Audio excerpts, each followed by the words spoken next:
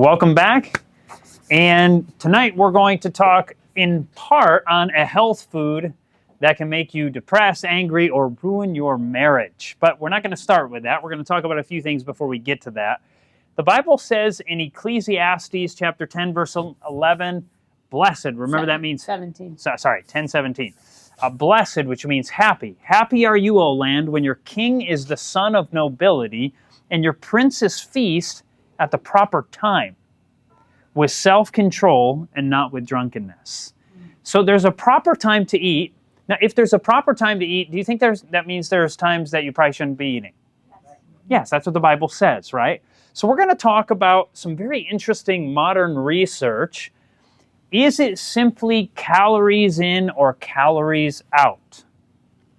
A study in the journal Chronobiologia reports on taking the same people and feeding them one meal a day, either breakfast or an evening meal of 2,000 calories. There was to be no exercise. They would then switch them to the opposite time of the day later and have the same 2,000 calories. So they're just trying to figure out what time of the day makes a difference. Which probably wasn't very enjoyable to have to eat 2,000 calories at one meal. But they'd either make you do it in the morning or they'd make you do it in the evening. But at the end of the day, you only got 2,000 calories. But just to clarify, we're not saying to eat one meal a day. Do not recommend that. No, we're not suggesting this. Just interesting. So what happened? During the evening meal, the majority of people gained a small amount of weight. A couple lost a little weight. Everyone who ate the 2,000 calories in the morning lost weight. They lost, on average, 2 pounds per week. Isn't that interesting? So when you eat in the morning, it's more efficient in how your body uses it. And if you eat a lot in the evening, it doesn't do as well. It stores it more.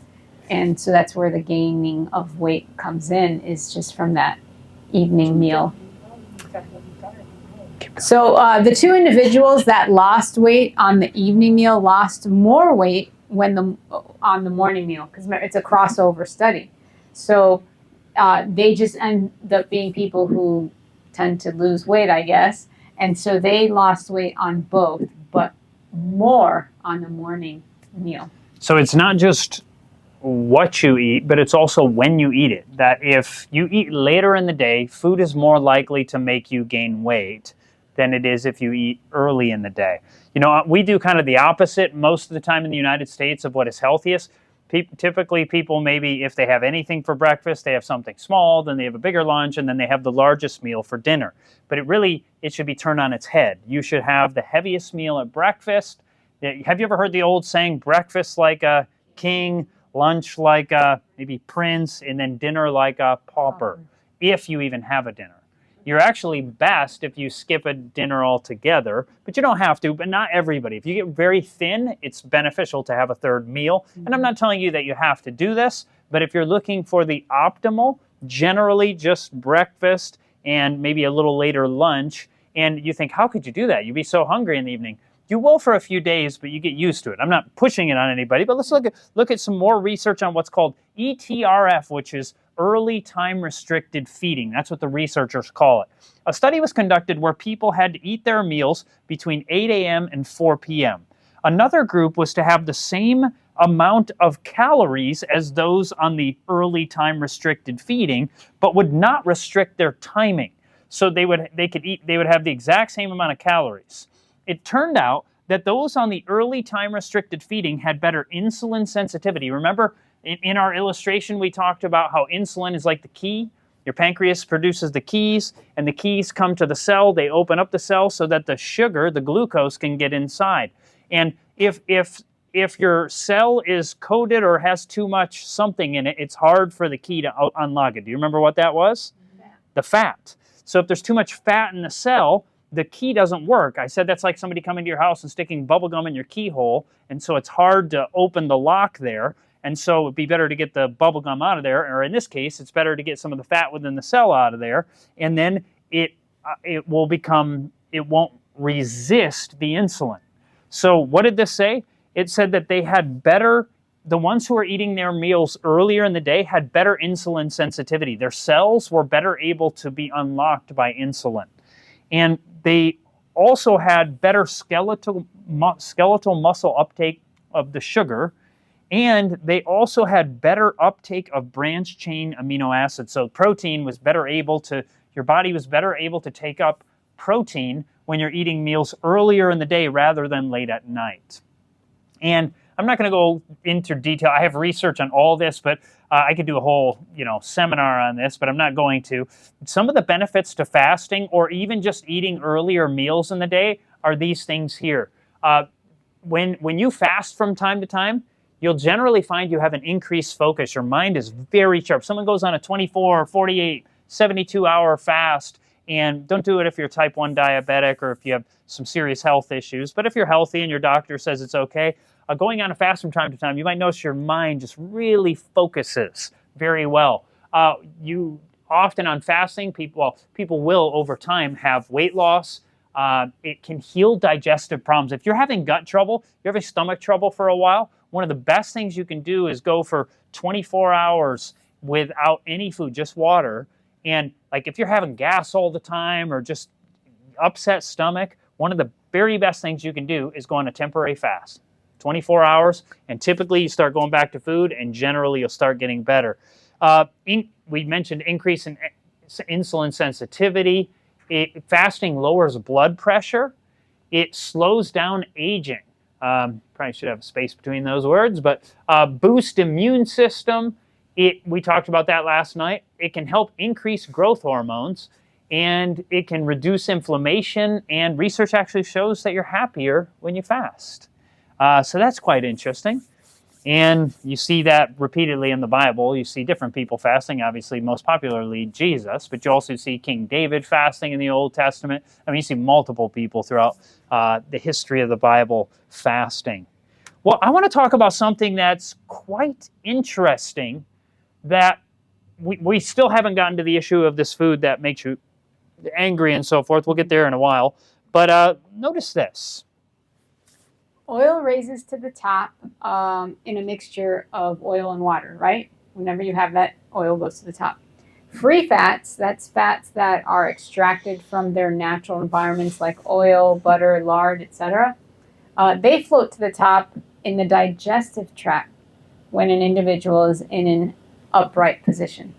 So while you're eating, the oil will naturally try to go to the top of your digestive system. This being the case, the fat is generally the last thing that empties from the stomach into the small intestine, right? Because coming down, the food's going down, and it's going to be the last thing coming out. So, the fat located at the upper part of the stomach can lead to the relaxation of the sphincter at the stomach's top. You have the sphincter muscle that opens up and shuts. Allowing stomach contents to flow back up into the esophagus. This sphincter is primarily designed to open only when food is moving from the esophagus into the stomach. So it should be kind of a one-way valve. When you swallow, the food goes down. But when you have a high-fat meal, people often wonder why they have GERD. There are other reasons, but the primary reasons for gastroesophageal reflux disease, GERD, or heartburn, is that you have a high-fat meal, and that fat floats to the top of your stomach, and that sphincter that's supposed to stay shut, it's only supposed to open when you swallow and let the food in, but not let the food come back up into. But that fat makes the sphincter there begin to open back up, and so then you have the contents of what's in your stomach mixed with stomach acid begin to go back up, and then you have that not so pleasant experience in your throat, or it comes all the way up into your mouth. And so what is one thing you think you could do to lessen GERD? Take a guess. Eat less fat. Free fats. Eat less free fats can do it. Now, you can even do it with way too much nuts and those kind of things. Just any kind of high amounts of fat can end up doing this. And so... And it causes indigestion in general. Typically, if somebody goes on the therapeutic diet, within a few days, their GERD will go away. Their heartburn ends up going away within just a few days. It doesn't take very long. Well, I want to talk a little about fat emptying. The intestines can only handle so much fat entering them from the stomach at a time. They allow 8 to 12 grams per hour on average. So if you eat a very fatty meal, that meal at some point is going to be emptying into the intestines, right? It goes from the stomach into the intestines. But the fat that you eat, the stomach can only let out 8 to 12 grams per hour, right? So looking at that, so a meal with 50 grams of fat may take 4 to 6 hours to empty its contents into the intestine. You can just do the math and you can kind of figure that out. And so fat slows gastric emptying from the stomach. This makes sense why people don't feel as hungry on a high-fat diet. The reason is because it just sits in the stomach because it has to let it out very slow. So if you eat a very fatty meal, if you eat a super fatty meal with tons of grams of fat, it might be 8-9 hours later where it hasn't emptied out into the intestines. That's one of the reasons why people eat less on a keto diet. Does that make sense? Because it's making it so slow, and the stomach's like, hey, I still got food in here. Please don't give me any more. So it makes logical sense, but in reality, it's not necessarily the greatest benefit for the health. Well, but I want to share with you, we talked about, I'm not telling you that you don't have to go on a 10% fat diet. That is the diet that was shown in cultures that don't have heart disease. Mm-hmm. And in the cookbook, the recipes that have a letter T in front of them for therapeutic, they have, is it? The one in the middle. The one in the middle. So above the recipes, you can't see it. I should have put it on the screen. But it has fat. No. It has protein, fat, and carbohydrates here. So it'll tell you the percentage of each. The middle one is the fat. So these dumplings here are 7% fat. And here's some, let's just see what else we got. And let's see. Okay, cream of potato soup. This soup has the one in the middle. The number in the middle is 2%. That means it's a 2% fat meal. And so eating a meal like that, if you're used to having that sphincter open and having that GERD, that nest, and sometimes people say to me, oh, I have no problem with GERD whatsoever. I just take Prilosec. Now, it is true, you can take drug medication and not feel that you have the same problem, but you do have the problem. Does that make sense? Meaning it's covering up. The drug is only covering the fact that you have a problem. Mm-hmm.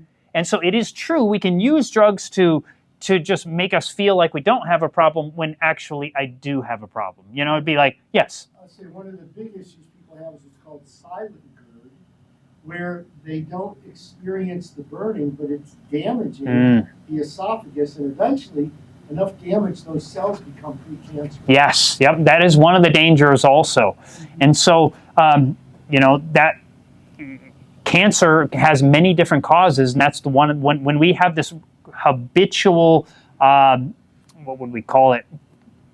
I mean, you're like oppressing the cells or in the esophagus, doing this over and over and over. You can have this in different parts of the body where cancer can be created by damaging over and over and over. Chronic assault on a certain part of the body, and that's one of the things that can do it. Thank you, Frank. So now I want to show you how to, I wish I didn't have to show you this, but how to know how much fat is in a meal, or at least in food that you're buying. I guess this looks terrible. You can't see it very well probably because the colors are horrible. But here's what you look at when you look on the back of a package. This just happens to be beef chili, and you have the nutrition facts back here, and you look at the total fat and it says 22 grams or 28%.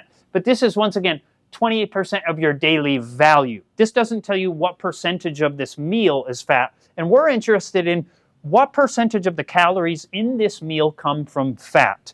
So the way you do it is you look at the total fat grams here. And so the total fat grams in this one, you might not be able to read it, but I'll tell you it's 22 grams. Then you want to see this. I wish this is so complicated, but to find out how many calories are in 22 grams of fat, you just have to memorize what I'm going to tell you here.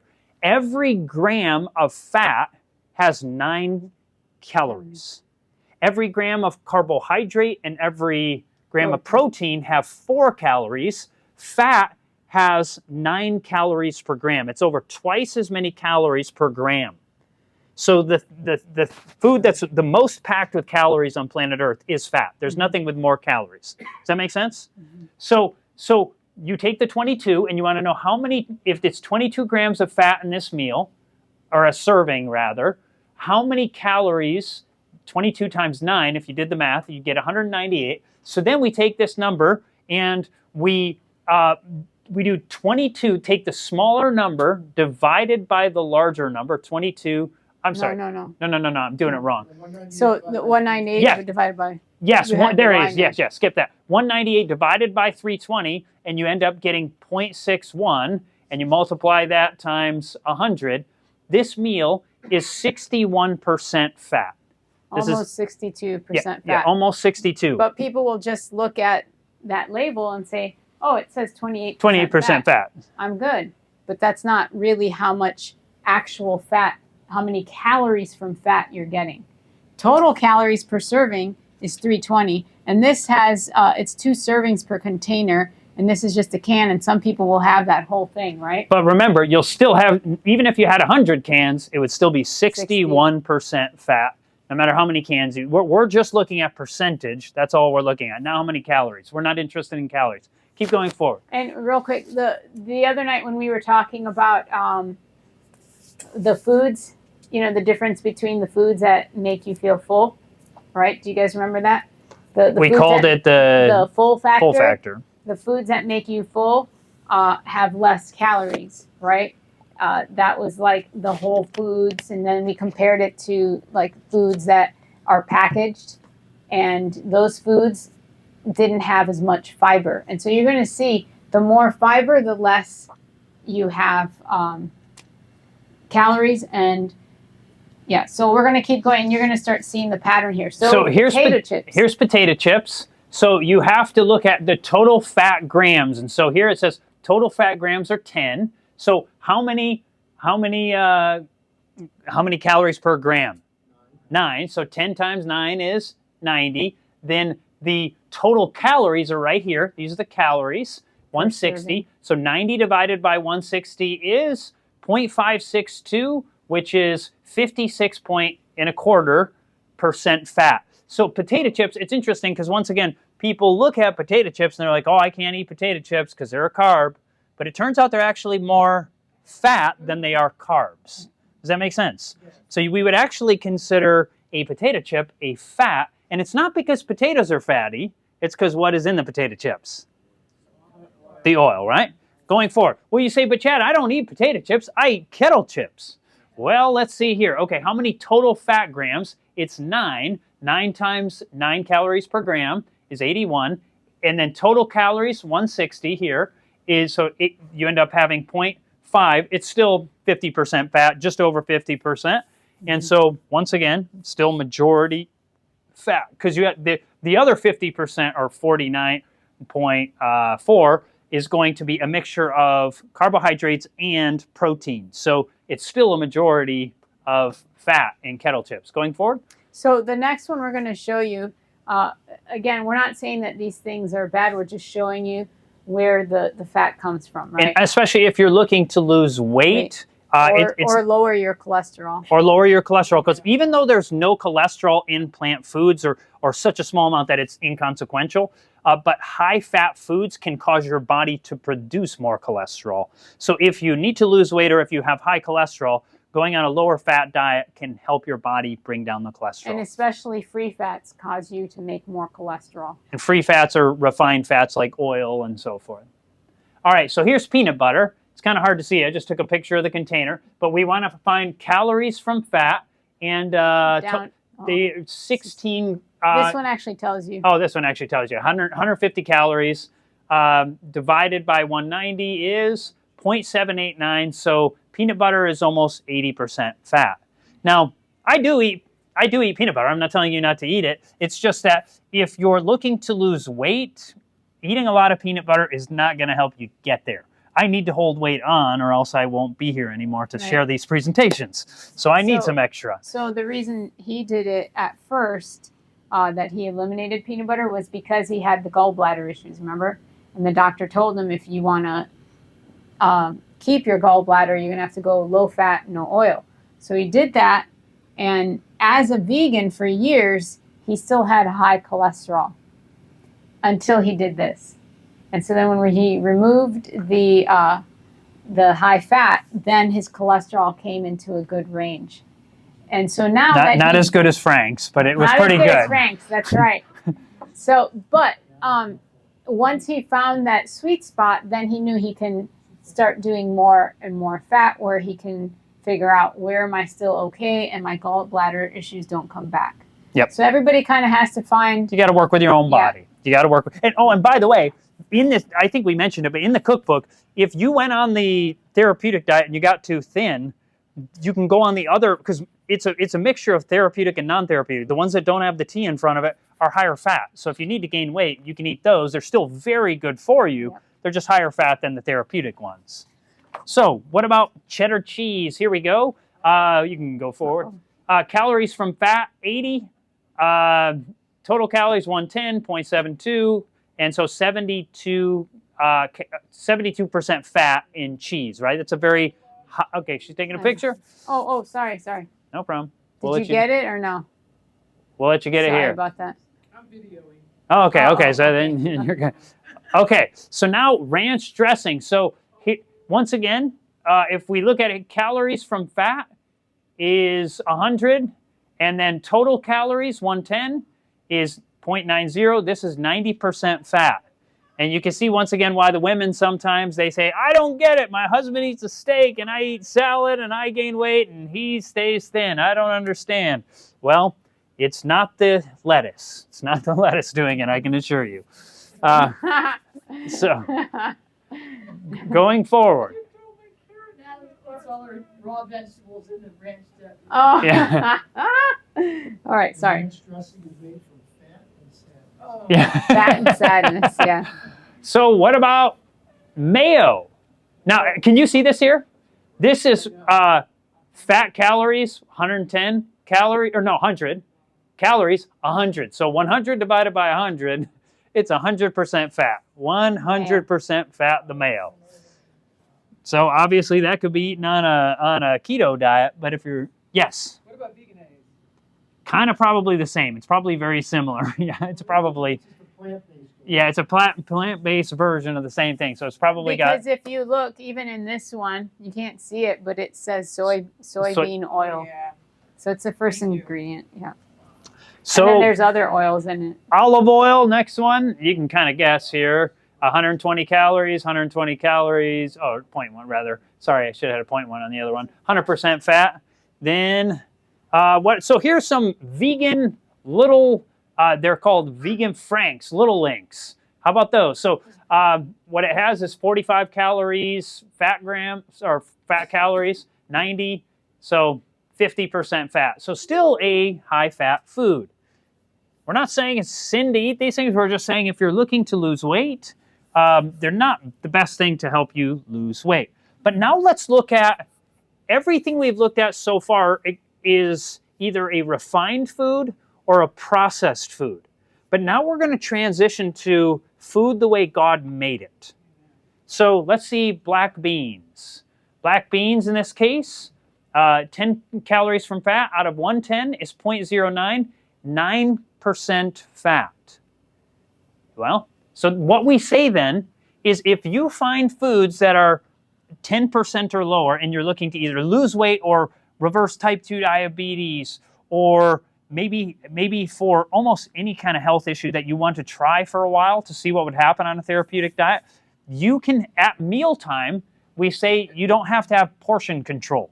Because when it only has this much fat, percentage-wise, your body's going to tell you, stop, I can't eat anymore, and you won't have that many calories in your stomach, even if you had a full stomach. Because of the full factor that we were talking about. That's the full factor. Remember that? We showed you how if you have oil in your stomach, it's just like a tiny bit, and that's 500 calories. And then 500 calories of chicken. It only fills up like an eighth of the stomach. And then 500 calories of beef, not even a quarter of the stomach. But if you filled your stomach with plants, the whole stomach could be filled, and your stomach is like, please stop, don't give me any more, because it's full, right? And so no portion control. You can eat at the meal if you don't eat between the... What was that? No, you don't want to tell us. Okay, that's okay. So broccoli, you can kind of guess, 2.8 divided by 30.9 is 0.09. It's also 9% fat. So people say, you got to get your good fat. You got to get your good fat. Is there good fat in broccoli, do you think? Yes. Yes, there is. Is there good fat in beans? Yes. Yes, there is. You are going to get your good fat in the good food that you eat. It is there. So that is also no portion control. Then looking at sweet peppers. Those are 8.65% fat. Going forward, sprouted multigrain bread. I just had some this evening for a meal. And notice, 5.5% fat. Super low fat, right? So is it the carbs that make people fat? Is it bread that make people fat? No. No, it's what are you putting on the bread? Once again, we put the mayonnaise on there, which is 100% fat. We eat the bread and we go, man, that bread made me fat. Well, it wasn't actually the bread. Going forward, what about cucumbers? 6.4% fat. Corn, it's interesting. Corn is 10.8% fat. Well, that's how we get corn oil, right? That's how they get corn oil, right? We're not suggesting to eat the corn oil. We're just saying you can eat the corn. What about sweet potatoes? These are crazy low fat, 1.3% fat. And the Okinawans, who were a culture of longevity before KFC and McDonald's landed on the island and ruined their longevity. But prior to that, they were a culture of longevity. They ate 69% of their diet was from this. And they had their cognition into their older years. And they were only eating, on average, 6% fat overall during the whole day. And yet, once again, they kept their mind. So it's not as if they were going, hey, where's the good fat? Where's the good fat? Where's the good fat? They were getting it naturally in the food that they were eating. So now we're going to transition into intestinal issues. Yes, now this is going to start getting into the issue that was the title of the message tonight. A food that could make you angry, maybe even depressed, and ruin your marriage, and so forth. And a little over the top, but you'll see what I mean as we go forward. So we're going to talk about something called increased intestinal permeability, or what is referred to, you probably heard as leaky gut. Yeah. What is leaky gut? Now, it is a real thing. And I'm going to show you a little diagram to give you an idea. So here is, if you imagine, right here would be your feces. Your feces is going through your intestine. So this is the inner portion of the intestine. This is a lining of your intestine. They're called the epithelial cells. And these cells have a job, and their job is to not let certain things through into the blood vessels. Because you wouldn't want your feces to just leak right through into your blood. That would not be good. Yes, amen. We can, And the trouble is, you're supposed to have these nice tight junctions holding the cells together. Does that make sense?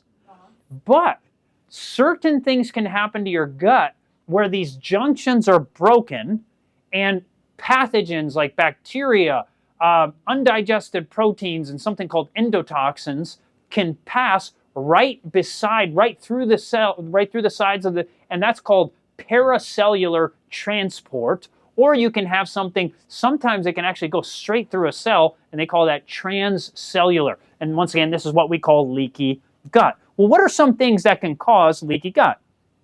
Let's find out. Research reported in Internal and Emergency Medicine reveals that certain substances can cause the junctions of the gut to open and become permeable, as in the term leaky gut. Some of the causes of leaky gut include infections from bacteria, a high-fat diet, alcohol, allergens, high refined sugar content, and high sodium content. So these are some of the things that have been shown to cause leaky gut. So these are just a few. Now, thinking about this is something fascinating to think about, is researchers have found a connection between marital arguments and leaky gut.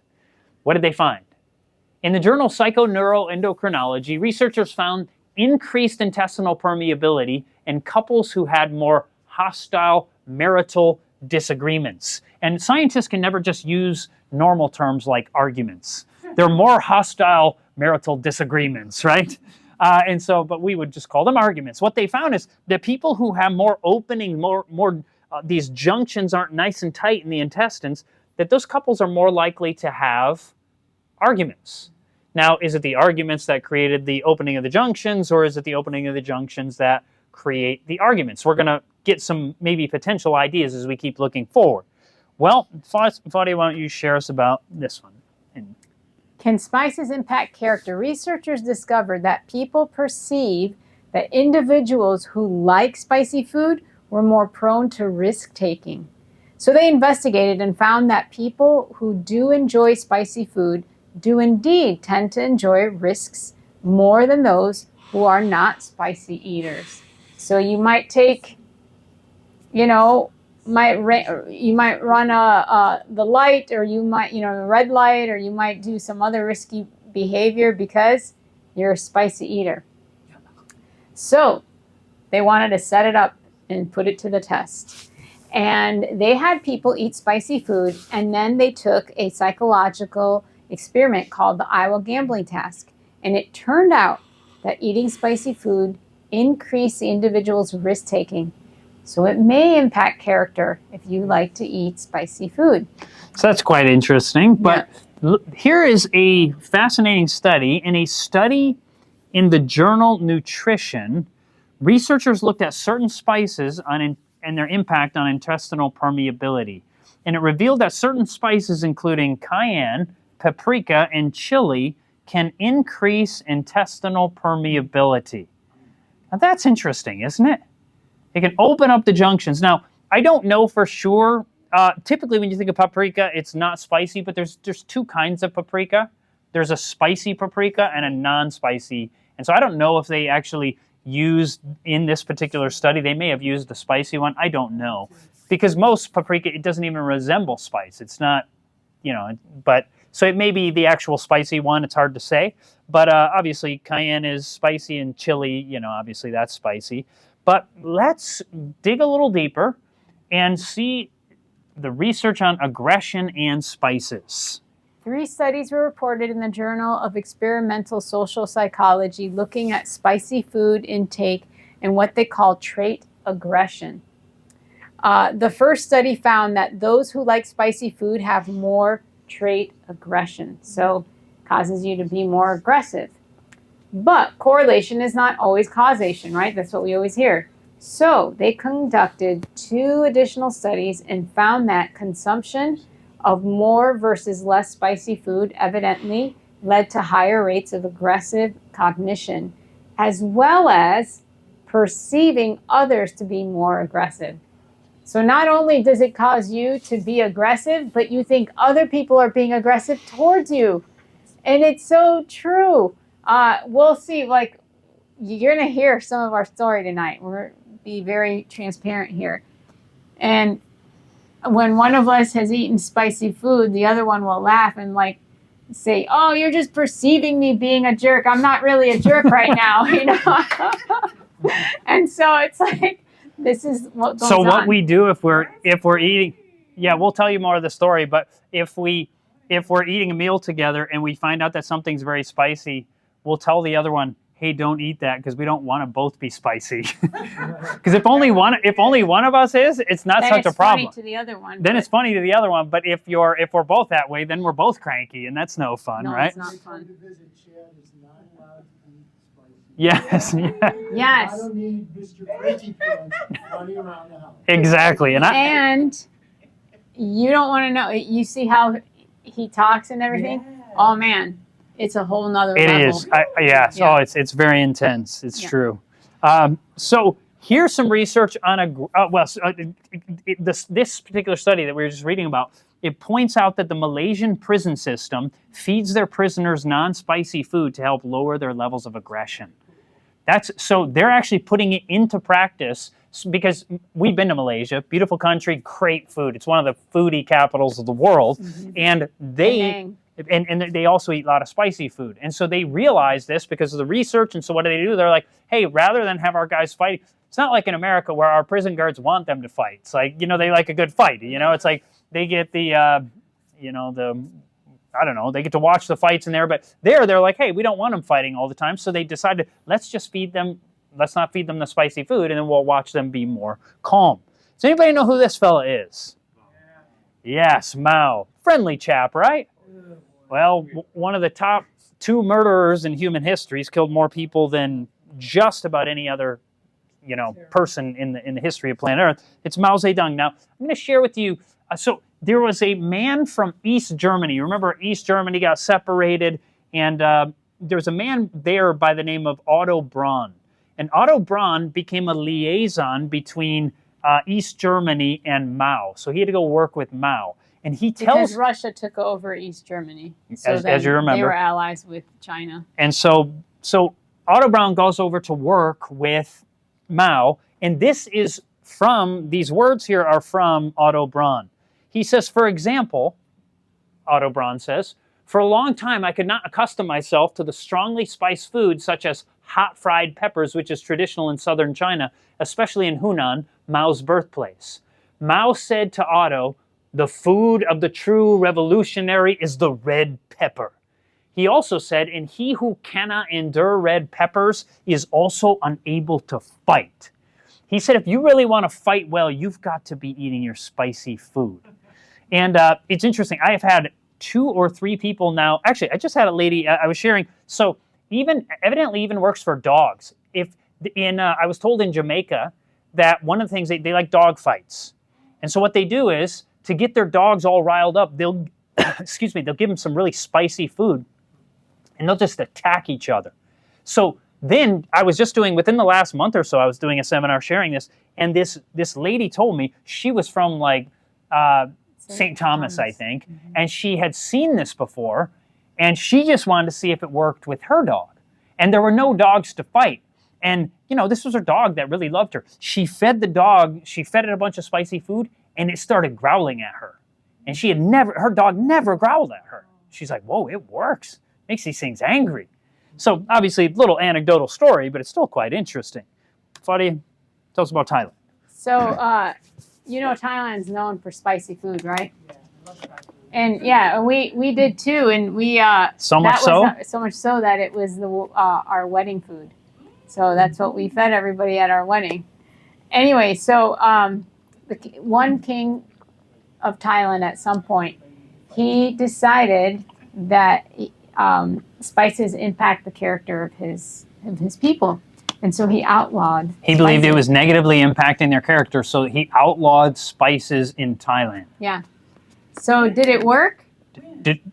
I'm not sure. We read this in a Thai restaurant. They were Yeah. telling the history in the Thai restaurant, and but apparently it didn't work, right? Because they're still one of those spiciest. They're one of the places top, on planet probably Earth. 3 spiciest places on the planet.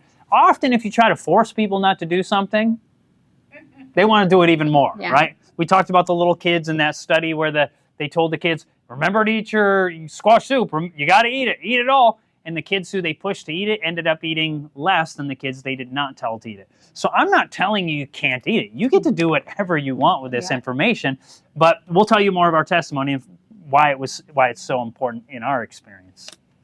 So what about spices and alcohol addiction? In the journal Psychiatry Investigation, researchers looked at people's preference for spicy food and also their genetics.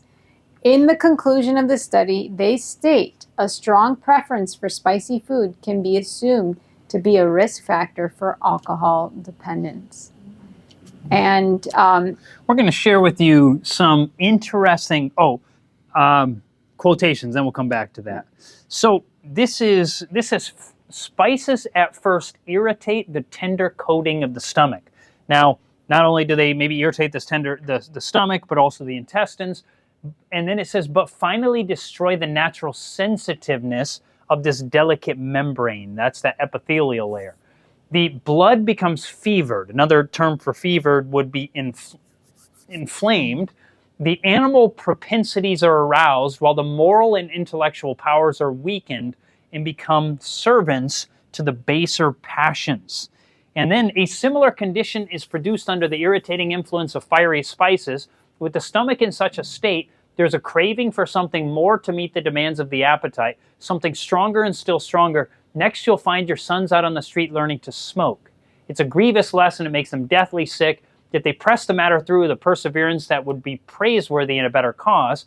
Tobacco weakens the brain and paralyzes its fine sensibilities. Its use excites a thirst for strong drink and in very many cases lays the foundation for the liquor habit. And so we talked about alcohol, but notice what the British Medical Journal, a study of nearly 500,000 people, they found that those who ate more spicy food, smoked more tobacco, and drank more alcohol. Very interesting. And this was your... Yes, this is at my a young experience. age. You know, I got into eating really spicy food as a young man. My dad gave me my first cigar. Very rapidly, I became addicted to tobacco, then went on to alcohol and drugs and so forth. And it's interesting that spicy food may make you more prone to addictions. Might make you more prone to addictions. So if somebody really struggles with addiction, cutting out spices from the diet, it's not the only factor. Exercise. There's a study that shows, did I show that here? 50% cravings for marijuana was cut by 50% just by increasing exercise. And these were people we who show did that, not right? Yes. want to quit. Yeah, so exercise, I mean, there are other factors. It's not the only factor, but it is one potential factor. Well, you may say... And for you, remember that even though like he gave his heart to Jesus and he overcame these addictions. Wasn't doing drugs anymore, wasn't smoking. But still felt like he had an addictive behavior, like a personality. Like he just was prone to it, but God was giving him the grace, but it was always like, oh, you know? And then when I finally cut the spices out of my diet, it was like I was 35 years old. And it was the first time in my life I thought, this is probably what it feels like not to be an addict. For the first time. And so, you know, I'm 44 now. That was almost 10 years ago, but it just I mean, like I said, wasn't doing the drugs anymore, wasn't smoking, wasn't doing these things, wasn't drinking, but I just felt this addictive personality. But finally, for the first time, I thought, wow, I feel like a different human being. It literally changed my life. And the other factor in helping reverse my depression, now I want to be very clear, well, I'll share this and then I'll remind you what I was going to say here. A study of 1,771 college students tested with the DASS, that's the Depression and Anxiety Stress Scale, found that consumption of spicy food was associated with depression symptoms, with more spice connected with more depression. Even just 1 to 2 days a week increased the chances of people being depressed. And the study, the same study found that eating spicy food greater than or equal to 3 days a week increases the chances of struggling with anxiety by 50%. And that's significant.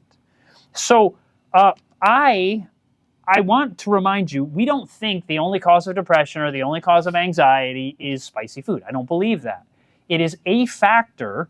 And I was doing, you know, the night we went over people who are night owls have 94% higher risk of having a psychological disorder. We talked about how drinking soda instead of water makes you more prone to being depressed. We talked about exercise lowering rates of depression. Sunlight lowers rates of depression. I don't want you to think that we think this is the only factor. Fresh air, all of these things, they turn the notch just a little bit more either in the direction of depression or away from it if you're implementing the healthy habits, right? So thinking about this is not the only one, but I was doing almost everything else good. I was exercising every day. I was getting sunlight. I was drinking water I stopped drinking soda. I was eating a healthy diet. So all of those things were very beneficial, and I think they made me not go into massive depression, but I was still depressed. And I was struggling with I never went to a doctor to have an official diagnosis, but looking back on it, I really had like OCD, obsessive compulsive disorder. I kept having these negative thoughts, specifically guilt, over and over and over and over. I'd wake up every single morning. The very first thought I would have was, oh, I did this in the past. So I would try to make it right by paying thousands of dollars to right the wrongs of my past, and which, nothing wrong with making right the wrongs of the past. That's a good thing. But it got to the point where it was things that nobody really should even have to apologize. Some things were so minimal, and I realized, I'd go to the store and pinch a peach, and I'm like, oh, I pinched it too hard. I have to buy it. It was just continue. And even at the time, I was like, I know this is nuts, but I feel guilty, so I have to do it. And it was just this oppressive, constantly feel, it was just oppression. I mean, it sounds funny So then now, he would but it was feel horrible. depressed because of it. Yeah, so then you feel depressed because you feel guilty all the time, so you feel depressed. And so when I got rid of the spicy food, it took 2 weeks for it to go away. Wow. Now, why? You think like, well, why didn't it go away the next day? You stopped eating it. Because remember, what does it do to your intestines? Flames them up. Inflames them. It opens the junction there. So, for instance, let's say I was running is really fast and I didn't see this chair and I kick this chair, not on purpose. I'm running and it just cuts my shin open. When you cut yourself, you begin to have an inflammatory response in that area. You'll start to get red around it, and what will happen is the body is trying to attack any invaders coming in, any bacteria and viruses or whatever. It's going to try to attack those so that it can heal you. And so, but if I ran and cut my shin like that tonight, would I wake up tomorrow and it would be fully healed? No. No, it takes days to heal inflammation, right? It might take 2 weeks or more, depending on how inflamed my shin was. Same thing can happen. So if I'm eating a spicy meal today, and then it inflames my intestines, but it doesn't go away tomorrow. And plus, depending on how fast your transit time is, meaning the time from putting it in your mouth to it going out your anus, it slowly goes through, and if you have spice in there, it's slowly causing inflammation of the intestinal lining. So then, it may be in there, depending on how slow your movement is. For me, it's about 24 hours. I know that. But for others, it might be a week. Yes? What if you put honey, if you drank honey, or if you put honey, I know if you put honey in your wound, it would help. But what if you ingested the honey? Would it help? That's a good question. I don't know for sure, but it is possible that it might slightly shorten the time that it would take to get over the issue. So that's a great thought. That is a great thought. I don't know for sure. I'll experiment. There you go. So there you go. So thinking about this, it takes time. So we in our marriage, we came from families that argued all the time. Mom and dad, both of our families, we went through this. So our family is quite similar. And we gave our hearts to the Lord, and we didn't want to do the same thing. We didn't want to be arguing all the time. Mm-hmm. So we got married. And remember, we're having Thai food for our wedding. and we're eating spicy food, not every meal, but quite often. Quite often, because you start noticing the things he likes, right? And I love the spices. And so it's like, oh, that was really good. And then if it wasn't, he's like, doesn't say anything. And so then you just put more and more. And we were eating fatty and spicy together. So I got the gallbladder issues. Gallbladder, hypoglycemia. He was just falling apart because I was feeding the beast, and so then it was just making life hard for both of us. And on top of that, we're arguing every day. Every day. But we're reading our Bibles every day. We're praying together every day. Mm-hmm. And we knew the Bible said, don't let the sun go down on your wrath or on your anger. And so every night we're apologizing. I'm sorry. Yeah, I'm sorry. And then you go to bed, But then it's like, but you're not wanting to argue tomorrow, but then tomorrow you argue again. And so this goes on for years. And you think, well, maybe you guys just weren't matched. You didn't like each other. But we did. We actually enjoyed each other's company. We enjoyed talking to each other. And we spend like 24/7 together. I don't know anyone that spends as much time together like we do. And so we still had stuff to talk about at night before going to bed. Yeah, we enjoyed discussing things, but the littlest thing would make us angry. The term for that is peevish. It's an old word we don't use. It's where you get the term pet peeve. That's from peevish. Mm-hmm. And peevish, the definition of peevish is very really interesting. Good. It means to be easily irritated, especially by unimportant things. And that's so we didn't have disagreements on major life issues. It wasn't some like grand thing. It was just the smallest thing. Like, why did you do that? Why did you say, just cranky. Mm-hmm. And we were peevish. So, and we knew a couple of those quotes that I showed you about spices irritating the tender coating of the stomach. But I never noticed the days I ate it and the days that I didn't see any correlation. So we finally, after years of being married, we decided, why don't we just try going a whole month with 0 spices? Not mild spice, 0 spice. And so we're like, let's give it a go. And you know what happened the next day? We argued just as much as the day before. And the next day, and the next day, and the next day, and the next day, and the next day. Somewhere around 7 to 10 days, we found ourselves starting to like calm down and like, who is this person? Who's that person? You know, it's like we just didn't even recognize ourselves. We just felt so calm and at peace. And the things that formerly would have made us get, why did you say that? Now we would just laugh and just got a kick out of it. And so our marriage got better and better and better. So we stuck it out for a month. And then we thought, well, let's just keep going. So we went for another month. And then there was this couple who we were connected to, and they were Indian, from India. And they said, hey, you want to go out to Indian food with us? And we wanted to be nice to them. Sure, we'll go. And we like Indian food. So we go out to the Indian restaurant. And there's different levels of Indian. The hottest is from an area called Andhra. And we've had Andhra in India. And it's super spicy. And I like it. I enjoy it. So even though it's painful, you enjoy it, you know. And so we went out with them, and it was super spicy. And I loved it, by the way. And later that night, we were just as friendly as the day before. But the next day, I spoke totally rudely to Fadia. Mm-hmm. She got angry with somebody else, but it was, long story short. Nobody was there. Yeah, you can tell. Someone unplugged my Instant Pot. And I didn't know where it had stopped. They unplugged it and plugged their little tea kettle or something, and I was fuming. I was just like, and I couldn't control myself. But nobody was there. Nobody was there to even know this. And I was just like, what is wrong with me? Like, come on, get yourself together. And so I went to the room and I just got on my knees and I was like, Lord, help me. Like, what is wrong with me? Help me rationalize and then just go program it and move on with your day. And so then I did. I ended up praying and did whatever I had to do and go. And then later on that afternoon, we connected again, and he spoke rudely to me once more. And then I had told him what had happened to me. I told him, you wouldn't believe what happened to me today. And he's like, oh. And then when he still spoke rudely to me again, I said, why are you doing that? Why are you talking to me like that? And I said, I said, because I even thought, yeah, this is weird. We haven't been doing this. And I said, you know what we ate yesterday, don't you? And she said, no.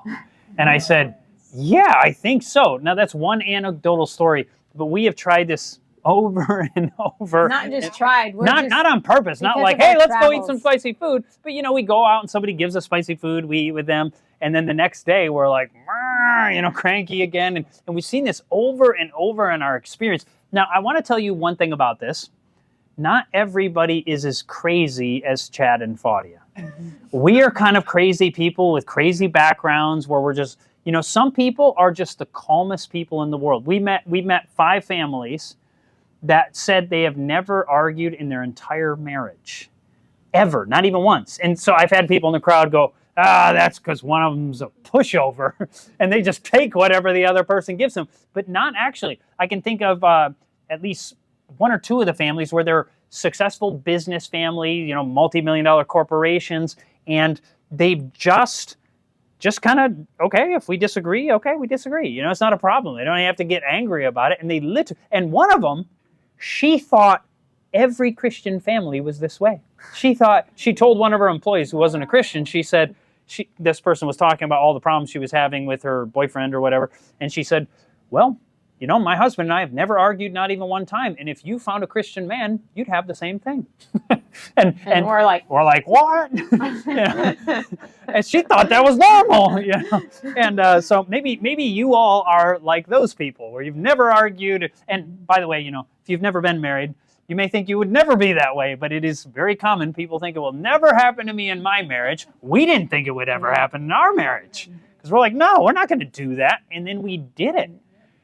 So, long story short, I used to love spicy food. I have zero desire for it now. So we went out to eat with his parents one time, and we went to a Mexican joint, and we ordered without any spices. And we were helping him with his diabetes. Yeah. So I said, I'll order for you. So I ordered our burritos without the spices. And then for his parents, he just ordered it with the spices. Because But- my dad loves spice, and Yeah. I wanted him to be able to enjoy the meal. So then his dad says, Chad, why aren't you eating the spices? You used to love spices like I do, you know. And I he's said, like, oh, I still like them. And he said, well, why aren't you eating them? And I said, because when I eat spicy food, it makes me get frustrated and angry, and I speak rudely to my wife. And you could tell he was kind of like confused because, I mean, that sounds insane. Let's be real. That just sounds crazy. And so he looks all kind of like confused, and he says, I never blamed it on that. and then he said, you get angry with her because you're my son. And I said, yeah, that is part of it. I know that is, I'm not denying that. But I said, but I don't do it when I don't eat this way. And you could tell he's just like, what on earth has happened to my son? You know, what is this, you know? And then we get home one time, and I made a video on my YouTube channel about the spices, and my older sister was there at home, and he says to my sister, he's like, have you seen Chad's video on the spices? And so it's kind of fun. My parents get to see the strange things that I do because of my YouTube channel. But so, okay. So we're just telling you, I know it's like, it sounds funny and stuff, but when we were going, you know, year after year, day after day like that, it wasn't funny then. Funny then. It was And not funny. It was a lot of crying to the Lord and like, Lord, help us. Like, what's wrong with us? You know, do we not have enough faith? You know, but I really believe God sees us as a whole person. You know, we think we can beat our bodies up and then just pray it away. But God looks at us as a whole person, you know, and it would be kind of like, and it's not as extreme as being drunk, but it would be like a man who beats his wife only when he's drunk. And then you say, hey, man, you should stop drinking. You're beating your wife all the time. He's like, well, I think God should just give me enough faith to help me not beat her when I'm drunk. Well, it's like, well, maybe, but maybe it's better to stop getting drunk, you know? And so this was making us, obviously we weren't drunk and we didn't feel that way, but it just made us we more. felt like we were drunk with anger. Yeah, that's true. We just, so why don't you tell us about this, Fadia? So it's not just anger, but it also causes sexual hypersexual tendencies. And so we were in a country that tends to eat does eat very spicy food. Everybody does. And if you remove spice out of the diet, they think it's like the way you remove salt out of a diet. Wow. You know, like it's bland to them. And so we just thought, like, wow, it must be really bad here for certain things. I figured there'd be a lot of rape and a lot of molestation of children. Right. I just figured because of this, Yeah. this would be because of the spices. So we were speaking next to one of the largest medical institutions on planet Earth. They serve like 10,000 people a day in their hospital. Wow. Amazing place. They gave us a tour. It was really neat. So some of the medical staff and students were coming to our meetings. And one of the pediatricians afterward, and we were talking, at that point, we were talking about sexual abuse. We were talking about how to overcome issues of sexual abuse and things like that. And so one of the pediatricians, the child doctor, came and talked to us afterwards. And he said, you know, as far as sexual abuse in the country that we're in, he said, for children, the official stats are that 50% of children are sexually abused. 50%. He said, that's the official. But he said, I work with children day in, day out. He said, it's anywhere from 85 to 90% of children that I see are sexually abused. Just rampant. And then one of our friends that we know that worked there for 10 years, we asked him, we're like, do you know about all this, you know, sexual abuse in this? He said, oh yeah. He said, when we lived there, my wife asked one of our workers, is it true that there's so many women are raped? Many women are raped in this country. And she looked at her and she says, I don't know a woman that's not been raped in her circle. Isn't that just blow your mind? And you know, if you look around the world and you think about these countries that deal with this, or eat a lot of spicy food, you will see the infidelity rates and all of that is just up, up. And what it does is it doesn't necessarily make everyone angry or everyone lust. What it does typically, it increases your passions, whatever you're prone to. Whatever So your you may weakness be addicted to whatever. It makes you more prone to whatever it is that you would struggle with. Yeah. So for some, it may not be angry. You might be a calm person, but you might struggle with pornography. You might struggle with something else. Yes. So it just magnifies whatever your demons are. Yes, exactly. So it makes So, for example, another thing with Chad, he was talking about his depression, OCD, but also he had social phobia. So we traveled, we made documentaries, we'd speak, and I would talk to people, and people wouldn't know that it was so hard for me to spend time with people. Yeah. So I'd hang out, and they would think I was very social, but in reality, I wanted to run off into the Everglades and not see a human being, that kind of thing. Or I wanted to be in a national forest where no human was, so I could just, and I had a saying, certain nights I get tired at a meeting, and I'd tell Fadia at the end, I'd say, all right, duck and cover, let's get out of here, and I just wanted. And I'm a social one naturally, and I just want to talk. And he's like, let's go, let's get out of here. And then he also would physically be in pain. From the stress of being around. It literally, I felt I just hurt my back and my neck. It was rough. So it was just overwhelming for him. And then if you would ask him, are you an extrovert or introvert? He'd say, I'm an introvert. No more. He healed his gut by God's grace. And now I can spend all day, every day with people, and I'm not stressed a bit, not even a little. No. I love it. So it's amazing.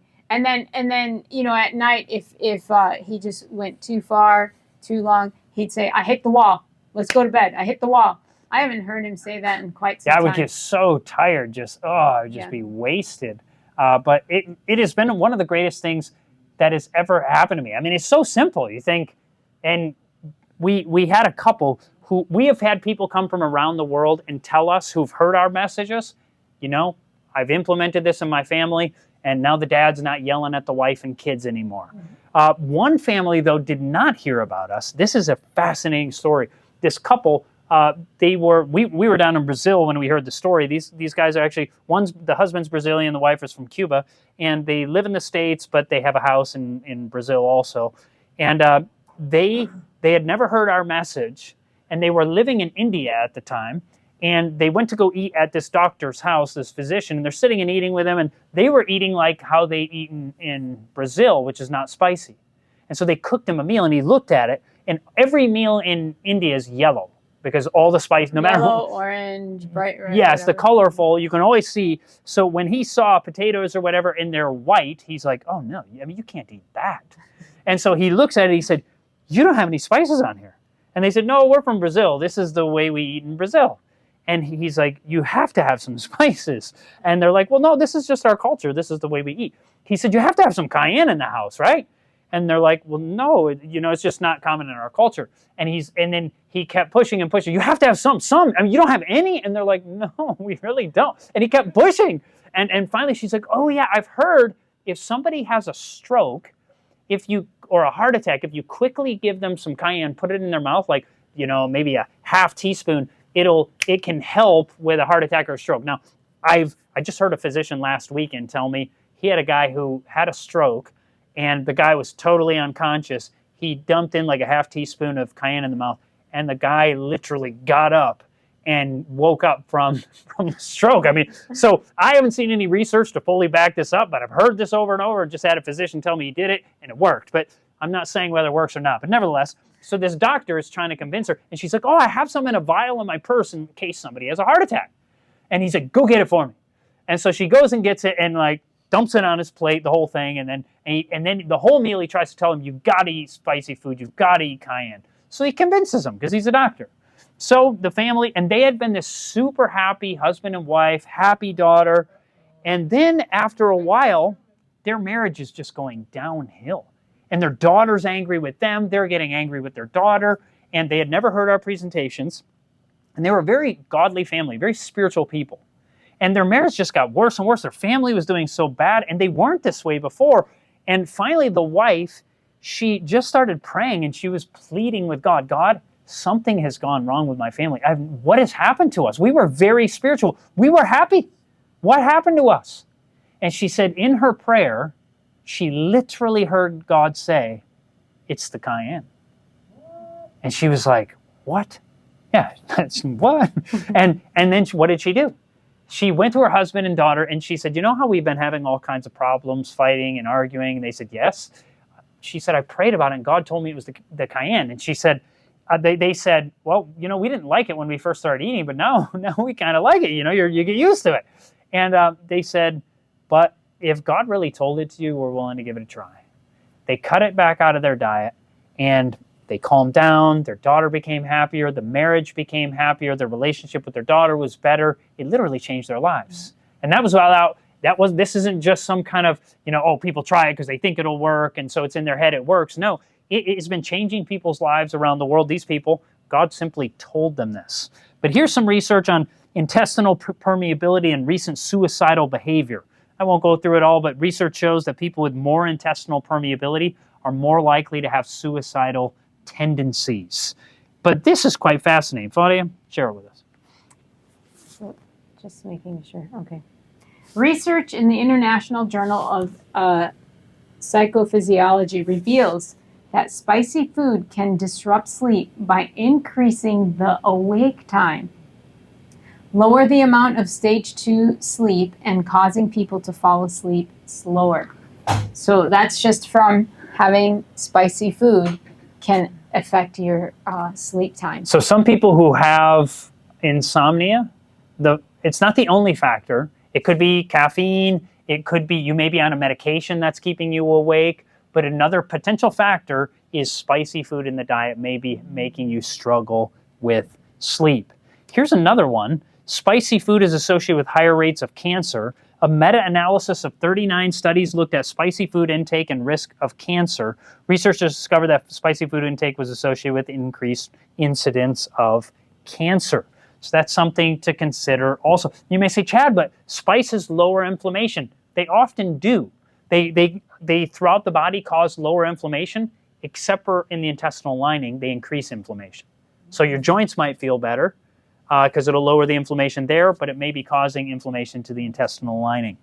Spicy food and dementia, they found that people who eat more spicy food like chili are more likely to end up having dementia. And so something to consider. But we want to come to a close now. And so there's other things we can do for stress. And so yes, spicy food and these kinds of things might make you more prone to being stressed or anxious or even depressed or even suicidal for that matter, not be able to sleep at night, anger problems, lust, what have you. Once again, I'm not telling you you can't eat spicy food. You get to do with this information whatever you want, but it is possible that it could help save a marriage. I share with people, with young men specifically, I tell them, I believe there are many young Christian men who are praying and praying to God for victory over pornography. And I believe many of them will never overcome until they're willing to give up the spicy food. I really believe that. Because it can make such an intense craving, lust, libido, all of these things, that it can make it very difficult not to cave into your lusts and your cravings. So I'm not telling you what you have to do, but if you struggle with anger, anxiety, maybe social phobia, depression, lust, addictions, it's not the only factor in these things. Because we've had somebody who they tried not eating the spicy food, but they never exercised. And this is a young man, and young men really need exercise. This young man, he tried quitting the spicy food, but he would never exercise. And his depression didn't go away. And he said, it didn't work. And then later he said, I started exercising, and my depression went away. Because once again, we don't believe it's one factor. Sometimes people want to make one thing everything, but I don't believe one thing is everything. I believe there's many factors in life, and the more you align yourself with healthy principles, the healthier you are, and statistically, the happier you are. So here's something that is amazing. Can reading lower stress levels? Research out of the University of Sussex looked at the effect of different activities on stress levels. Two physical reactions to stress are increased stress hormones and increased heart rate. And the researchers had subjects increase their heart rates by certain exercises or tests, and then they tried different methods of relaxation. These included activities like going on a walk, listening to music, and also reading. And it turned out that the most powerful method of lowering stress levels was reading. Simply reading for as little as 6 minutes can lower stress levels by approximately 68%. That's almost 70% lowering of stress by simply reading for 6 minutes. That's incredible. So I thought about this when I saw this research, and someone might be thinking, well, hey, if God knew this, that reading was so good, maybe God could have given us a book to read or something like that. Well, guess what? He did. He gave us the Bible, and listen to what the Bible says itself. Listen to this. Revelation 1 verse 3, blessed. Blessed means what? Happy. Happy is he that what? Readeth. Happy is he that reads. Happy is he that readeth, and they that hear the words of this prophecy and keep those things which are written therein, for the time is at hand. And I'll tell you what, the Bible has changed my life. And the foundations of health and happiness are found in the Bible, in the Word of God. And if you have never read through the Bible, I read my Bible through for the first time. I called myself a Christian, though there was nothing really very Christian about my lifestyle. I would have thought, I was raised in a Christian family, I'm a Christian. But I had an atheist, somebody who didn't believe in God, that mocked me for never having read the Bible through. He's like, so you're a Christian? And I said, yes. He said, have you read the Bible? Have you read it through? And I was like, well, no. He's like, how do you believe a book you haven't even read? And I realized I look like a moron. I haven't even read the book and I claim to believe the thing. And so I decided out of pure selfishness, I was going to go home and read the Bible through so nobody could ever ask me that question again and make me look like a fool. And so that's what I did. And I went home and I began to read it, and it began to change my life. Reading it through and going through this, learning more about the Bible, I found victory over addiction. Sure, I still felt like an addict because I was still eating all the spicy food, but I wasn't doing the drugs anymore. I wasn't drinking anymore. My life was much better, but yes, this is, once again, there's many factors in life, and the more we align with the health principles God has given us, some people think, well, God doesn't care about your physical life. He only cares about your spiritual life. But what does the Bible actually say? 3 John 2 says, Beloved, I pray that you may prosper in all things and be healthy, even as your soul prospers. The Epistle of John here tells us that he cared not only about your spiritual health, but also your physical health. And God cares about these things too. It doesn't mean that all of our diseases will be healed here. Some things will never, on this earth, we can pass away and we can have our bodies fully healed when God, creates the new bodies for us, right? So don't give up if you still have suffering here. Not everything is healed here. But God wants to give you peace in your soul. And so I would challenge you, if you haven't read through your Bible, maybe begin tomorrow. You can start in the book of Matthew or Mark or Luke or John or something like that, the New Testament often. And after you work your way through the New, maybe you can go back through the Old and find some of the same transformation that took place in my life. Jesus has changed my life, and so I would recommend to you that book, the Bible. And want to let you know before we close and pray, we'll pray and then I'll share with you what's coming next. Heavenly Father, thank you so much for your word that has the foundation of health and happiness. Lord, I pray that you would bless each person here, and even some of those, we knew some wouldn't be able to make it back tonight, who said they would come on Saturday, Lord, but I pray that you would bless each one here and those who've come, that they may find a deeper connection with you and even more health and happiness here on this earth. We ask in Jesus' name, amen.